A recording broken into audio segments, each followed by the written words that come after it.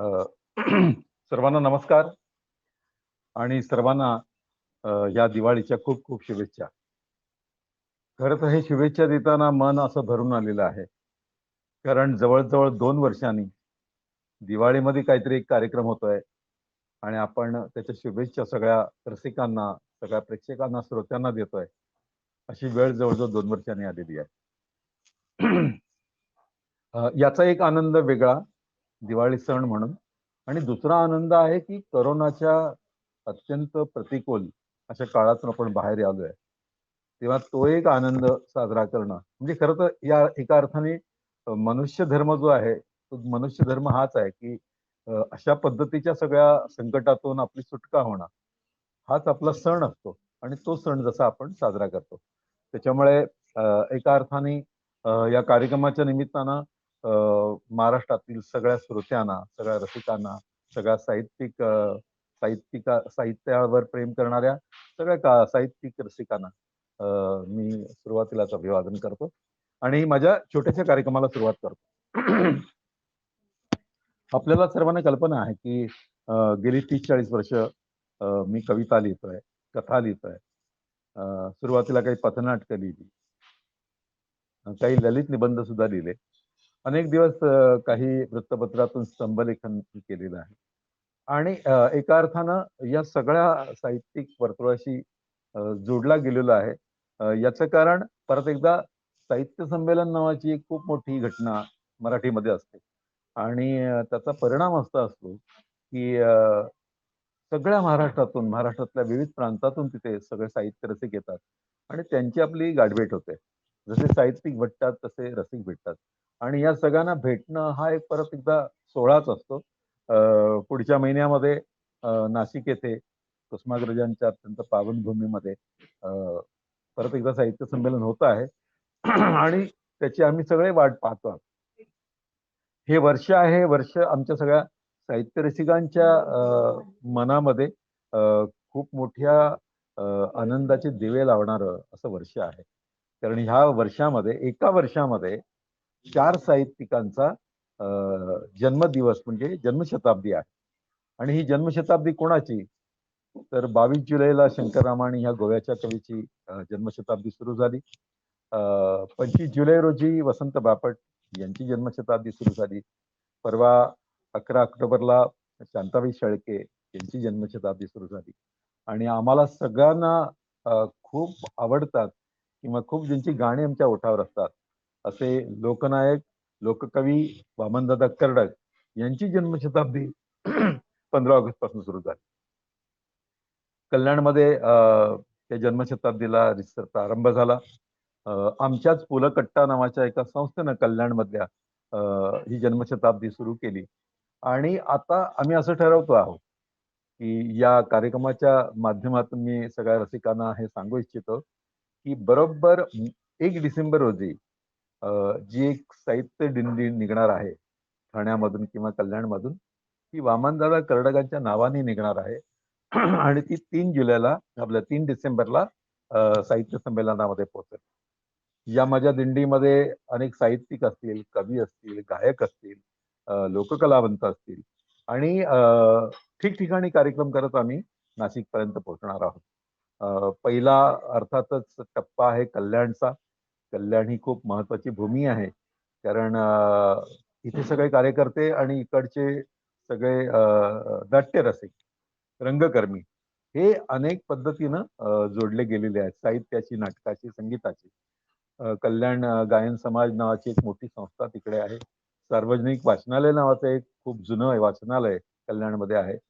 आणि तिकडचा जो सगळा क्रांतिकारी थोडासा बंडखोरी करणारा किंवा आंदोलन करणारा चळवळ्या असा जो भाग आहे त्या भागाला जोडून आम्ही ही दिंडी सुरू करणार आहोत.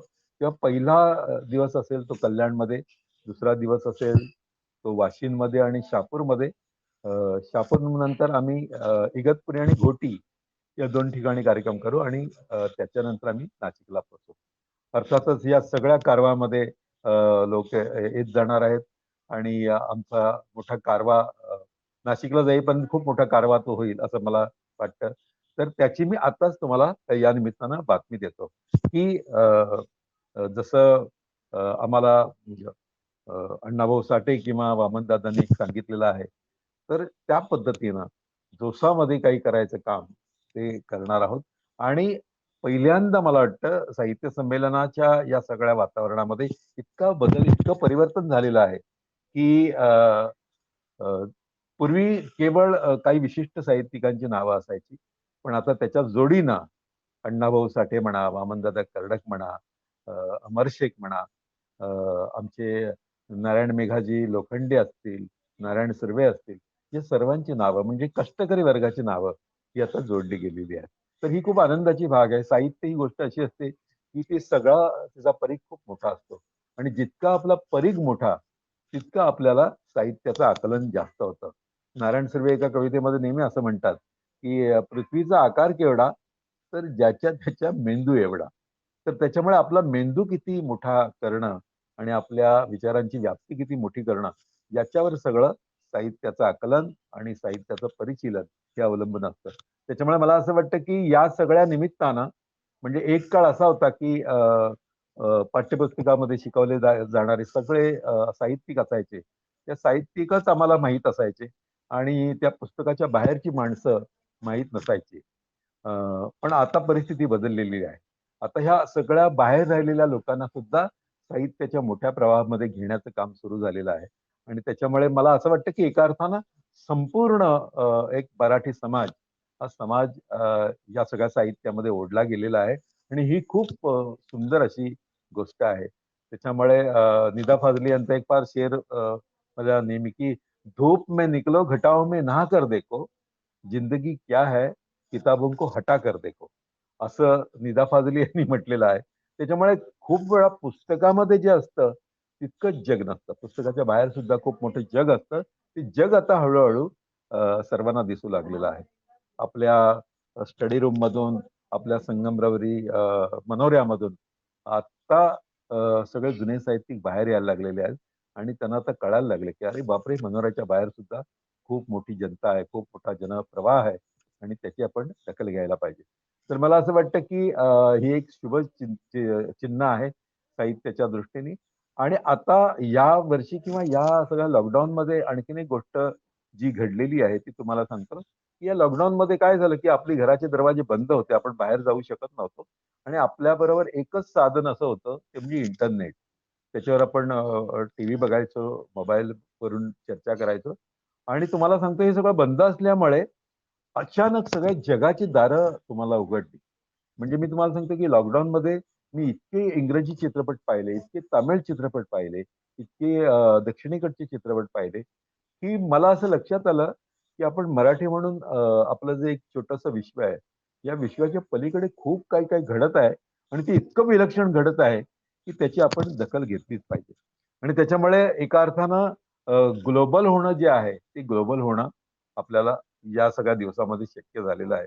खरं तर ग्लोबल होण्याचा एक फार मोठा तोटा असा असतो, तोही लक्षात घेतला पाहिजे की तुम्ही ग्लोबल होता, सगळ्या जगाशी संपर्क तुमचा होतो आणि तुम्हाला शेजारच्याशी बोलायला वेळ नसतो, तुमच्या माणसांशी बोलायला वेळ नसतो. ते काही अशी पण लोक असतात की ग्लोबल असतात पण त्यांचा आपल्या मातीशी, आपल्या देशाशी, आपल्या भावंडांशी काही संबंध नसतो. तेव्हा एकाच वेळी आपल्या सगळ्या लोकांशी जोडून घेणं आणि एकाच वेळी जगामध्ये काय चाललेलं आहे ते पाहणं. तर ही जी खिडकी दिसते इंटरनेटची किंवा या सगळ्या कार्यक्रमाची, आभासी कार्यक्रमाची, ऑनलाईन कार्यक्रमाची, या खिडकीतून आपण जगाकडे बघतो आहोत. त्याच्यामुळे त्याचा एक वेगळा आनंद मी सुरुवातीला व्यक्त करतो. आणि एका कवितेने आता मी सुरुवात करतो. एक सुरुवातीला कविता मी लिहिली. ही कविता कवितेविषयीचीच कविता होती आणि त्या कवितेमधून मी सुरुवातीला आपण सगळे चाचपडत असतो सगळ्या जीवनामध्ये, ते सगळं चाचपडणं त्या कवितेमध्ये आलेलं. ती कविता अशी आहे. हे कुठले रस्ते आपण घडवीत जातो, वळणावर कुठली वळणे दडवीत जातो. जरी सूर्य सांगतो दिशा नव्या सोनेरी, जरी सूर्य सांगतो दिशा नव्या सोनेरी, हा चंद्र कोवळा पाऊल अडवीत राहतो, हा चंद्र कोवळा पाऊल अडवीत राहतो.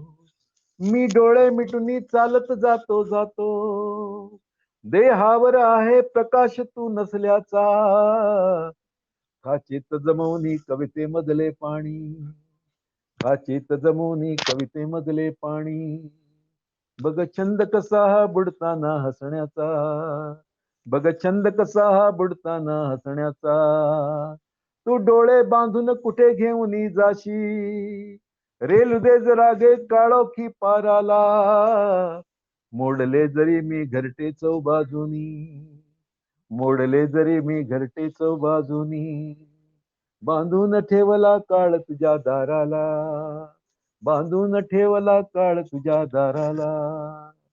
आणि कवितेविषयी मी असं म्हटलेलं आहे की तू नकोस बोलू नको नको गे काही, शब्दाने इथला गुंता सुटतच नाही, तू जवळ मला घे मातेच्या मायेने, तू जवळ मला घे मातेच्या मायेने, जशी शब्दांवरती मिरवत राहते शाई, जशी शब्दांवरती मिरवत राहते शाई, जशी शब्दांवरती मिरवत राहते शाई. जवळजवळ 25 वर्षापूर्वी मी ही कविता लिहिली आणि त्यावेळी माझ्यावर जे सगळे प्रभाव होते ते सगळे प्रभाव या कवितेमध्ये आलेले आहेत. पण मुख्यतः त्या काळामध्ये मी जे वाचत होतो त्या सगळ्या वाचनाचे प्रभाव आहेत. त्यावेळी सगळे माझे आवडते कवी जे आहेत पुशी रेगे, ग्रेस, नाजू मानोर, शंकर वैद्य, म. देशपांडे, ग. दामणसकर, ही सगळी मंडळी ही माझी आवडती मंडळी होती आणि ते खूप भरात त्या काळात लिहित असावेत त्याच्यामुळे ते सगळं समोर येत होतं. पण त्याच्या अगोदर विंदा करंदीकर, पाडगावकर, नारायण सुर्वे, इंदिरा संत, बोरकर, बाबा बोरकर ही सगळी मंडळी आमच्या अवतीभोवती होतीच. त्यांचा एक प्रभाव होताच. मी ज्या काळामध्ये कॉलेजमध्ये होतो आणि कविता वाचायला किंवा कार्यक्रम अटेंड करायला सुरुवात केली त्यावेळी केशव मेश्राम सर असायचे, प्रल्हाद चिंदवणकर म्हणून काही कवी होते, ऑडिट नावाचा त्यांचा काव्यसंग्रह, ते माझ्या बरोबर अनेकदा होते. मेश्राम सरांच्या बरोबर जायचो, नारायण सुर्व्यांच्या बरोबर जायचो. आणि नंतर मग एक जी ती अशी लाट होती विद्रोही कवितेची, बंडखोर कवितेची, ती लाट जशी जवळ आली मग त्याच्यामुळे सतीश काळसेकर हाही जवळचा झाला, दीपू चित्रे आणि अरुण कोलटकर हे मला आवडायला लागले. त्याच्याबरोबरच मग सामंत, गुरुनाथ सामंत नावाचा माझा मित्र, तो मला खूप आवडायला लागला. आणि त्याच काळामध्ये मग कवी अशोक नायगावकर मला भेटले आणि मग त्यांच्याबरोबर मी कार्यक्रम सुरू केले. मग आमचा जो कारवा सुरू झाला त्यात किशोर कदम म्हणजे सौमित्र येऊन मिळाला, अशोक बागवे सर येऊन मिळाले. काही काळानंतर नलेश पाटील हा आमच्यात जॉईन झाला, महेश केळुसकर जॉईन झाले आणि मग असा एक मोठा कवितांच्या गावा जावे नावाचा आमचा ग्रुप तयार झाला आणि मग आम्ही गावोगावी फिरायला लागलो. तुम्हाला मी माहिती आहे की कविता वाचनाचा एक खूप मोठा प्रभाव आहे. एक खूप छान कविता मराठीमध्ये लिहिली गेली आहे पण ती सगळे पुस्तकामध्ये बंदिस्त आहे. आम्ही कॉलेजमध्ये जायचो, मी मुंबई मराठी ग्रंथ संग्रहालयामध्ये जायचो आणि आवर्जून काही संग्रह वाचायचो. तेव्हा माझ्यासाठी ते कवी असायचे पण मला कळायचं की इतरांसाठी ते कवी नाहीयेत कारण इतरांपर्यंत ते पोचत नाहीत, ते फक्त पुस्तकांच्या कपाटामध्ये आहेत. तेव्हा मला असं वाटतं की आम्ही जो कवितांच्या गावाजावी कार्यक्रम सुरू केला त्याची पहिली रिॲक्शन ही होती की ज्या कविता आम्हाला आमच्यापर्यंत येत नव्हत्या त्या सगळ्या आमच्यापर्यंत यायला लागल्या. त्याच्यामुळे मग ह्या सगळ्या कवींच्या कविता म्हणत आम्ही, मला एक थोडीशी अशी सवय आहे की मी कधीही माझी कविता सुरुवातीला म्हणत नाही. मी अनेक इतरांच्या कविता म्हणतो आणि मग माझी कविता म्हणतो. कारण मला असं वाटतं की ज्यांच्या खांद्यावर आपण उभे आहोत ते आपले खरे या कवितांचे हकदार आहेत. तर त्यांच्या काहीतरी ओळी म्हटल्या पाहिजेत. त्याच्यामुळे मी कुठेही जेव्हा जातो तेव्हा पहिलं असं बोरकरांचं, त्या दिसावडा कडेन गडद तिंसना, मंद मंद वाजत आले तुझी गोपैंजना, अशी बोरकरांची कविता म्हणतो.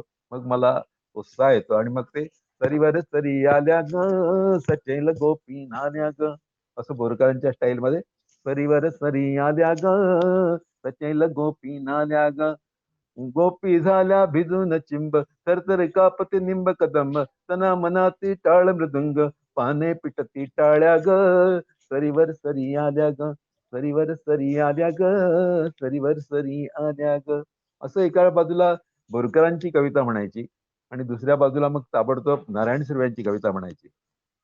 तुम्ही सुखानं समधी राहा, काय ते पत्रात लिवा. कोण्या वेल्यानं कळवलं तुम्हा मी ठमकते रस्त्यावर. संशय माझा आला तुम्हा तर नाही जाणार बाहेर. पाणी भरायला जाऊ का नको, काय ते पत्रात लिवा. दूधवाल्याचे देऊ का नको, काय ते पत्रात लिवा. मी मीटिंगला जाऊ का नको, काय ते पत्रात लिवा. आम्ही समजानी बघू का नको, काय ते पत्रात लिहा. असं एक नारायण सुर्व्यांच्या स्टाईलमध्ये एक कविता म्हटली की मग आम्हाला बरं वाटायचं. कारण आम्हाला कवितेच्या मुख्य प्रवाहामध्ये यायचं तर हे सगळं म्हणावंच लागतं असं मला वाटतं. मग महानोरांची कविता आठवली की महानोरांचं असं, जरा आसमान झुकल शुभ्र तारकांचे झेले, क्षितिजाचे रंगरेखा संत पाण्यात नालेले, रान मुकाट झालेले पक्षी पंखात हसले, हळू चाहुल घेताना पाणी दांडात हसले, हळू चाहुल घेताना पाणी दांडात हसले. अशी लखाकली बोर अंगभर चंद्र कोर, उसमळ्याच्या गर्दीत थोडे सांडले केशर, उसमळ्याच्या गर्दीत थोडे सांडले केशर. तर मी महानोरांची कविता म्हणत होतो. मग आम्ही विठ्ठल वाघांची कविता म्हणायचो. काया मातीत मातीत तिफन चायते, तिफन चायते, तिफन चायते. खर तर हे सगळं मी यासाठी म्हणतोय की तुमच्या लक्षात येईल की या सगळ्या निमित्तानं आपण पटकन गावात जातो, शिवारामध्ये जातो, शहरामधून बाहेर जातो. मी एक सुरुवातीला शहराची जी कविता लिहिली होती ती इतकी वृक्ष कविता होती. म्हणजे मी गावाकडून आलो होतो. माझं मूळ गाव अलिबाग. अलिबाग मधून मी जसा मुंबईमध्ये आलो आणि आल्यावर माझ्या लक्षात आलं की गावचं जे सगळं वातावरण आहे ते इकडे नाही. गावी जशी हिरवीगार झाडी आजूबाजूला, शेत बाजूला, पाठीमागे डोंगर, सगळे लाल मातीचे रस्ते, अशी सगळी जाताना वाटेत विहीर लागायची. तिकडे विहिरीवर पाणी भरणाऱ्या बायका असायच्या, तळं असायचं, तळ्यामध्ये पोहणारी मुलं असायची. हे सगळं वातावरण जे होतं हे मुंबईत आल्यावर गेलं. आणि मग मी पहिली कविता जी लिहिली 4 ओळी त्या अशा होत्या की खिडक्यांच्या गजांवर एवढंही आभाळ नाही, माणसं पंख तुटल्यागत भिरभिरतायत पहाटेपासून, रस्ते आकाशस्थ इथून तिथून निघून संपतच नाहीत कुठेही. शहरातले ऋतू बहरतात निवळतात रस्त्यातच, शहरातले ऋतू बहरतात निवळतात रस्त्यातच, अजस्र प्राण्यांच्या अवशेषांवर कावळ्यांच्या झुंडी बसल्यावर रान थरारते, तसे रस्ते थरारतात काय. तर माझ्या मते ही जे एक इम्प्रेशन होतं शहराचं ते मग नंतर पुढच्या अनेक कवितेमधून आलं. पण अशा पद्धतीनं मनावर एखादा आघात होतो तसा आघात माझ्या झालेला आहे. माझ्यावर आता अजून कोणी लिहिलं नाही तसं, पण मला वाटतं जेव्हा लिहितील तेव्हा त्यांच्या लक्षात येईल की ह्याच्या कवितेमध्ये सगळीकडे गाव आहे. म्हणजे हा सारखा गाव शोधतोय. तर गर्दीत माणसांच्या माणूस शोधतो मी असं पाडगावकर म्हणतात, तसं मी गर्दीत या शहराच्या माझं गाव शोधतो आहे.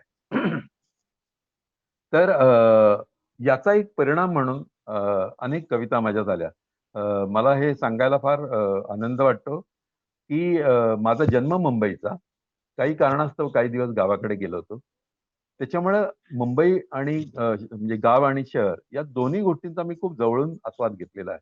मी 2री पर्यंत मुंबईत होतो आणि त्यावेळी आम्ही सँडल्स रोड या भागात चिचबंदर नावाचा एक एरिया आहे. त्या चिचबंदर विभागामध्ये असायचो. उमरखाडीमध्ये माझं घर होतं. तर हा सगळा एरिया हा बहुभाषिक आणि बहुधर्मी असा एरिया आहे. म्हणजे एका बाजूला ख्रिश्चन लोक आहेत, एका बाजूला मुसलमान लोक आहेत. अशा पद्धतीचा आणि हिंदूमध्ये आहेत असा तो मोहल्ला होता. तर त्या मोहल्ल्यामध्ये वाढल्यामुळे माझ्यावर जे पहिले संस्कार जे झालेले आहेत ते असे की आपण सगळे ह्या एका राष्ट्रामध्ये आहोत आणि सगळे आपले बांधव आहेत.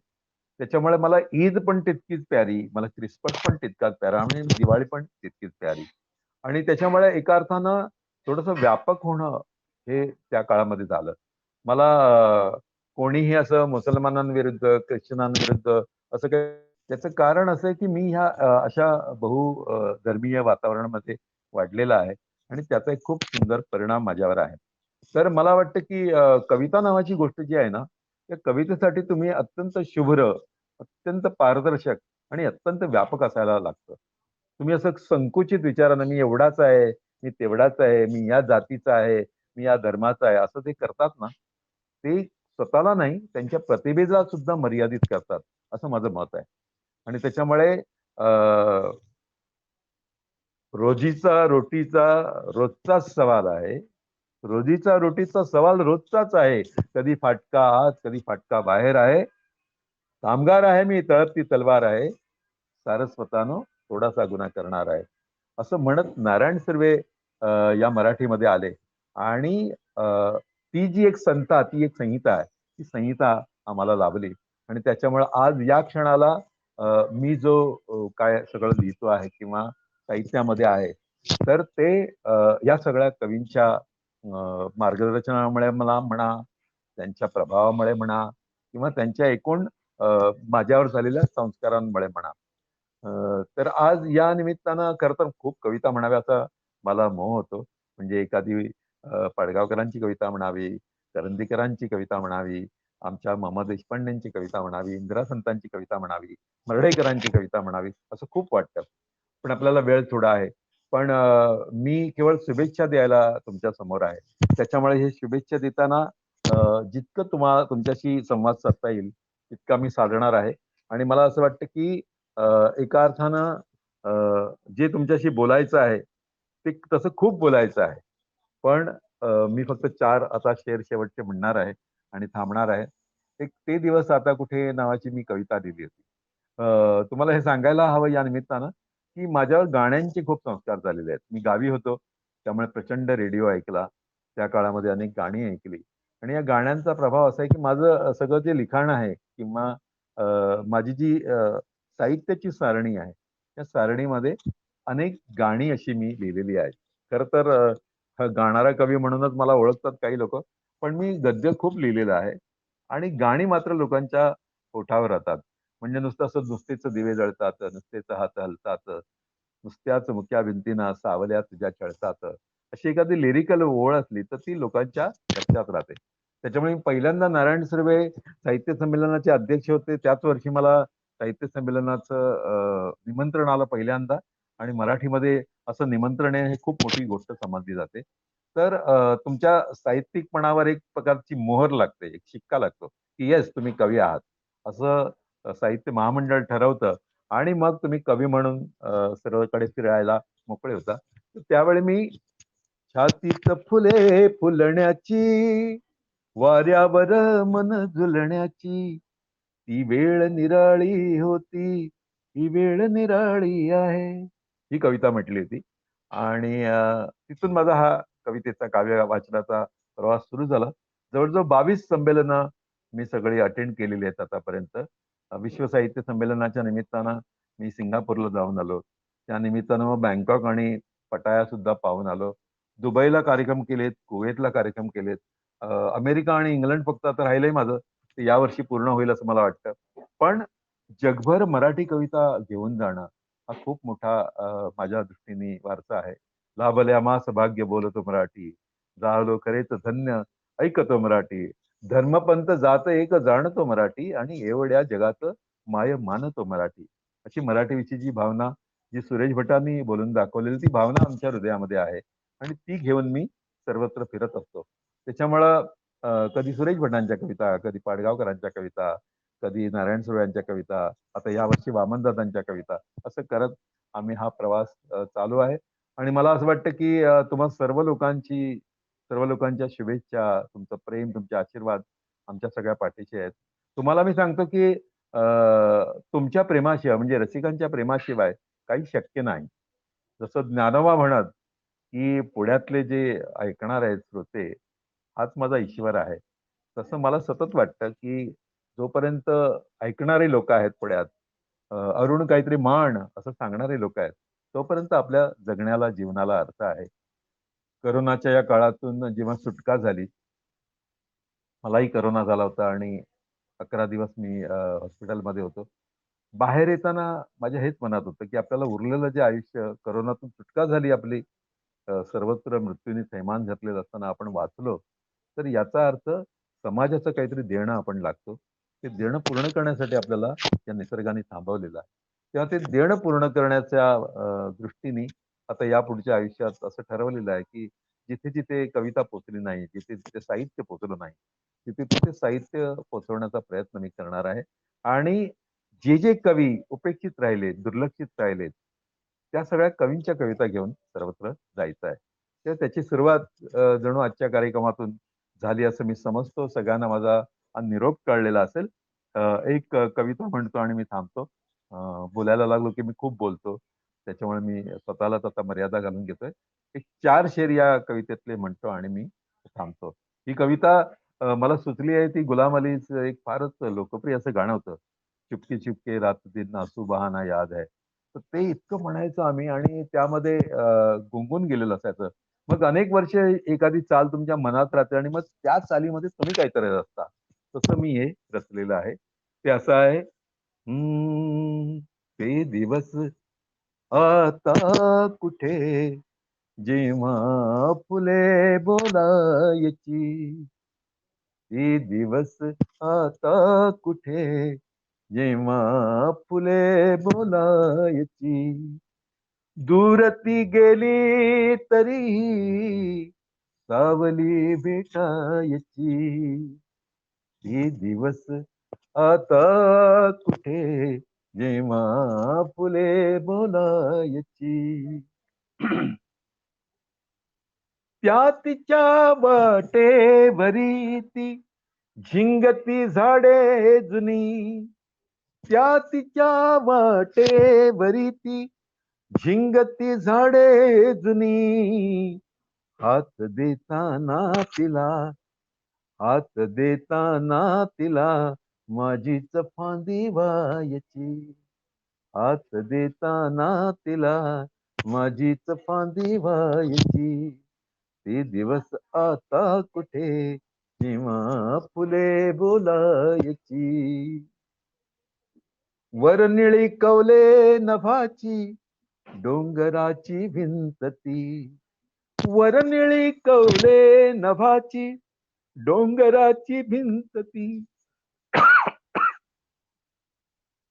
वर निळी कवले नभाची डोंगराची भिंत ती. ते नदी काठी भटकणे, ते नदी काठी भटकणे हीच शाळा व्हायची. ते नदी काठी भटकणे हीच शाळा व्हायची. आणि मनामधले गाव कसं होतं पूर्वी, त्याचे 2 शेर फक्त ऐकवतो. त्यातला एक शेर असा आहे की, झाड पानाना घराचा एवढा होता लळा, झाड पानाना घराचा एवढा होता लळा. गावच्या लेकी सुनांची पालवी बोलायची, गावच्या लेकी सुनांची पालवी बोलायची. पाकळ्यांच्या काळजाची माणसे होती जिती, पाकळ्यांच्या काळजाची माणसे होती जिती. पाय त्यांचे स्पर्शण्या ती अंगणे सरकायची, पाय त्यांचे स्पर्शण्या ती अंगणे सरकायची. आणि गावच्या घरांविषयी फार कृतज्ञतेने असा एक शेर मी लिहिलेला आहे की, मोडक्या छपरातुनी घुसती उन्हाची पाखरे, मोडक्या छपरातुनी घुसती उन्हाची पाखरे. माणसांसाठी घरे, माणसांसाठी घरे अंधार सारा प्यायची, माणसांसाठी घरे अंधार सारा प्यायची.